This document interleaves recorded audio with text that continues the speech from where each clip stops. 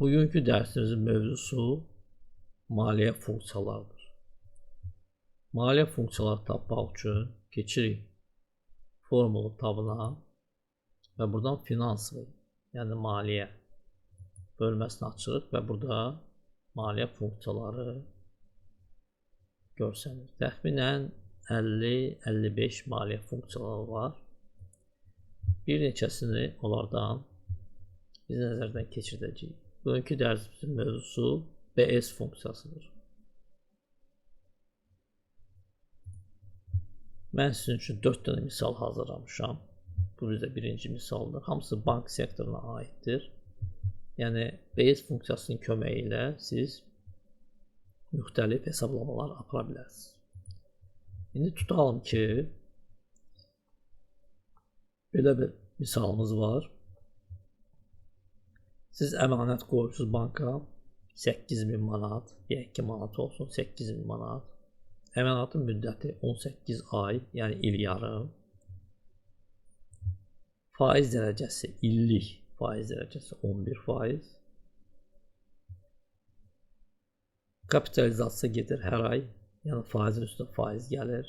Çıxarışlar yoxdur, əlavə investisiyalar yoxdur. Yəni siz 18 ay ərzində nə pul çıxardırsınız, nə də pul qoyursunuz əmanatın üstünə. Və görə 18 aydan sonra bizdə burada hansı məbləğ alınır? Bir nüansı sizə çatdırmaq istəyirəm. Və burada görürsünüz 11% yazılıb. 11% illik faizdir. Bunu aylığa çevirmək lazımdır. Bunu eləmək üçün 11%-i bölür 12-yə və belə bir ədəd alınır. Nəyə görə çevirmək lazımdır? Çünki indi cədvəli çağıracağım. Həmin cədvəldə ya belə yığmaq lazımdır 11%, ya belə. Çünki burada əmanatın müddəti ayla göstərilir. Faiz isə illəndir. Ona görə faizi ilə ildən aya çevirir. Yəni bu bir ayın faizini tapırıq. Və bir şeyi də nəzərdə çatdırım. Və burada belə bir faiz formatı var. Yəni belə də yığa bilərsiniz. 11, sonra isə faiz formatını çevirə bilərsiniz. Amma bu görürsünüz düz gəlmir. Burada 1100% edir, amma burada 11%. Ona görə mütləq ya belə yığırsınız, 11 klaviaturadan faiz yığırsınız, yaxud da ki bu rəqəmi yığırsınız. Yəni çevirirsiniz illik faizi aylıq faizi. Çağırırıq BS. İngilis dilində adı gedir FV funksiyası. BS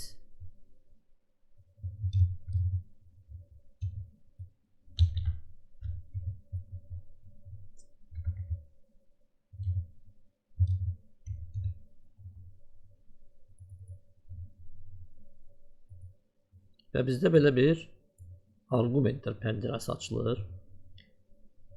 Burada ədədləri rahat yığmaq üçün mən 5 sütunlu yaratdım və burada həmin arqumentləri yazdım ki, rahat olsun yığmaq. Stavka, yəni faiz dərəcəsini yığırıq.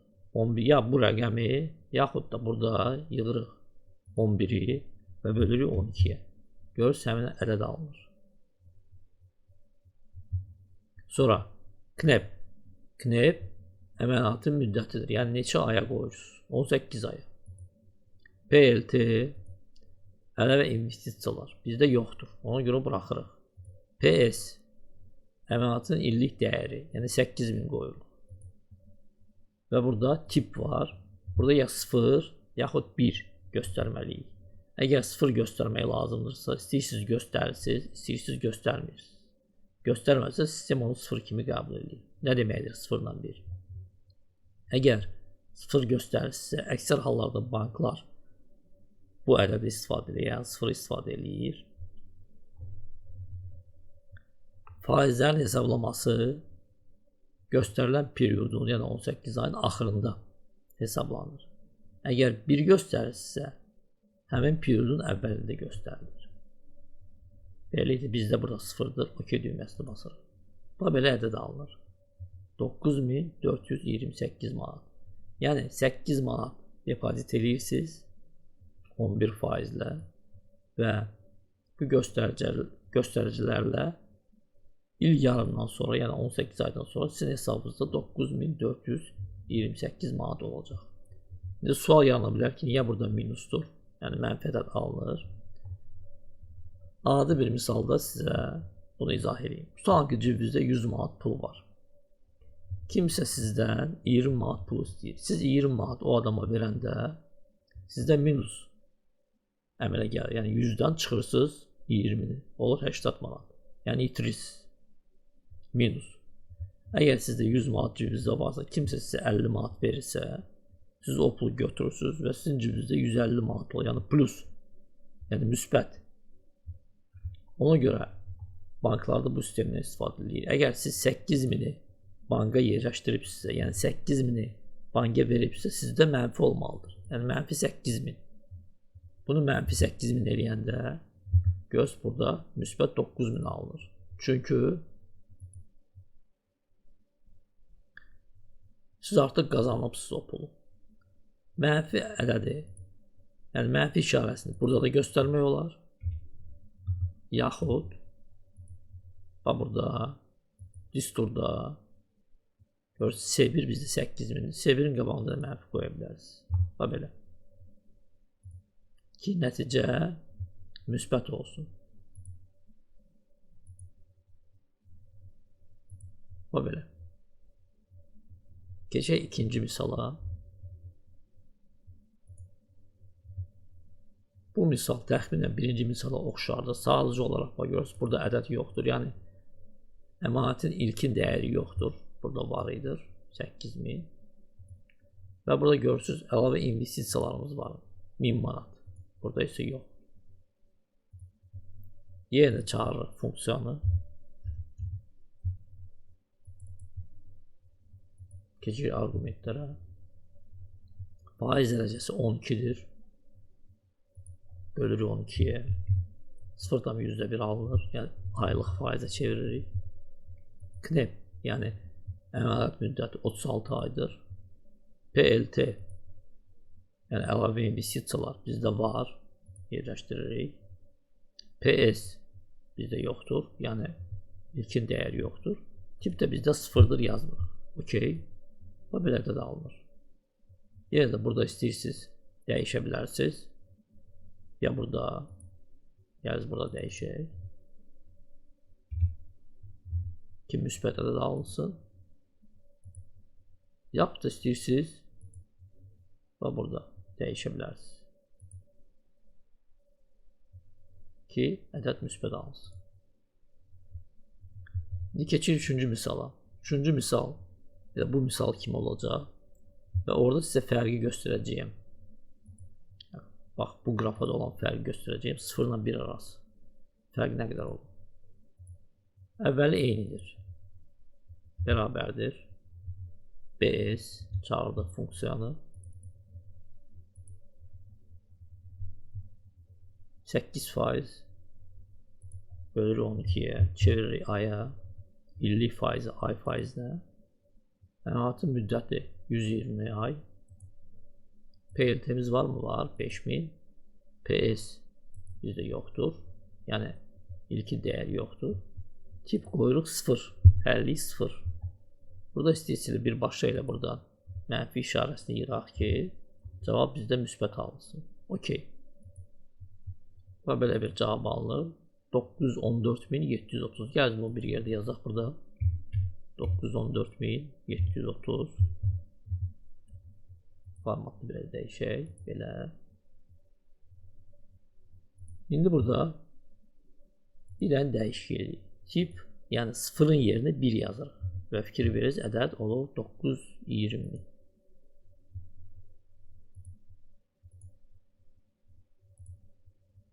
Görürsünüz, tipi 1 göstərəndə 920 olur. Tipi 0 göstərəndə 914. 6000 plus minus orada biraz azdır. 5000 artı 9 fərq eləyir. 6000 fərq eləyir. Əgər faizlərin hesablaması periodun axırında olursa 914.000 olur. Əvvəlində olanda isə 920. Ona görə bank sistemində birinci variant istifadə olunur. Yəni tip 0 göstərirlər. Keçək dördüncü misala. Ən maraqlı misal budur. Tutalım ki, valideynlər uşağın 6 yaşı olanda ona bir depozit yerləşdirirlər, bir əmanət yerləşdirirlər və istəyirlər ki, müəyyən bir vaxta çatanda onun hesabında deyək ki, 1 milyon manat pul olsun. Bunu necə eləmək olar? Tutalım ki, əmanətin müddəti 60 aydır, yəni 5 il. Faiz dərəcəsi illik 6%-dir və hər ay valideynlər 3000 manat pul qoyulur. Tutalım ki, imkanları var və hər ay 3000 manat pul qoyulur. Çağırır funksiyanı. Biz